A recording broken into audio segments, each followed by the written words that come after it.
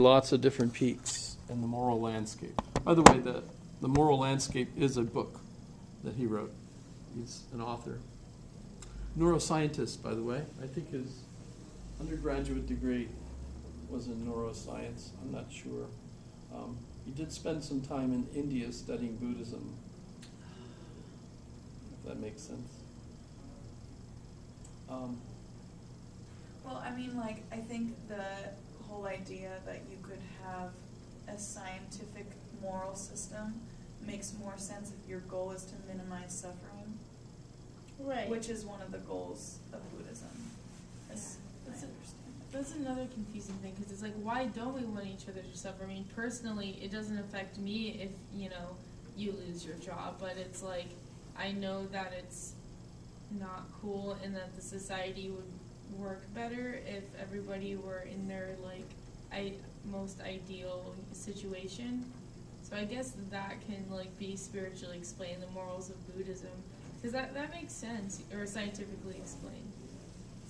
So that's, the only religion that, their morals sort of make sense to me. Because it's Buddhism. All of humanity would, progress and do better if, people were in their ideal environment and doing well, I guess.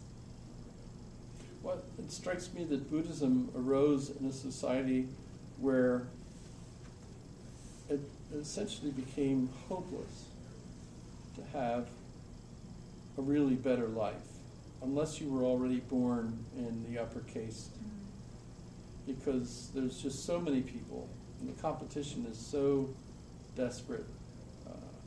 You have thousands of people sleeping on the street, no homes or anything. They're just basically lying on top of one another.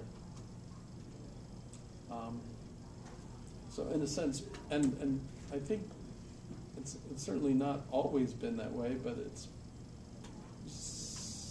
somewhat like that, as far as I know in their history.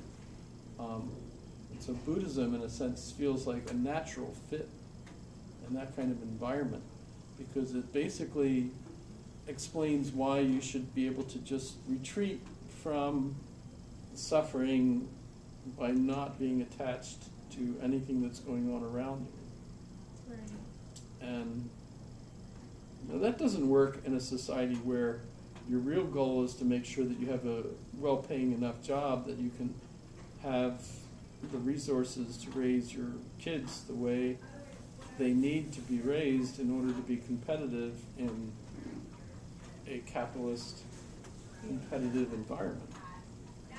And that's a totally different situation. I mean, we don't have people sleeping on the streets except 2 or 3 maybe downtown.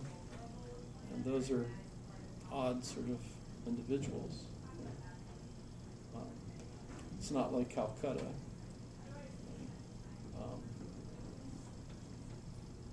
I've kind of cruised around with my Oculus Rift in Mumbai and other places in India, and the only places I thought that were really, really nice looking were the jungles where no one was, or inside certain modern buildings. But as you're cruising around the street and everything, you're very uncomfortable. So what's a good quiz question? How would you calculate hedons to figure out what is your greatest pleasure? Is that a decent question? How would you calculate hedons yourself? Yeah, to figure out what if you were trying to add up what's your highest pleasure, Okay. how would you do that?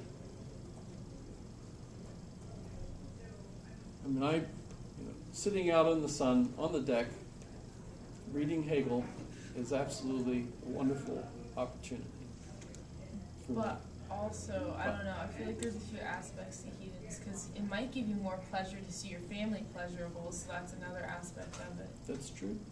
Or what if you get sunburned when you're reading? Yeah. Here? In Yeah. the summer? I've gotten Oh, sunburned. so have I. Every summer. Really?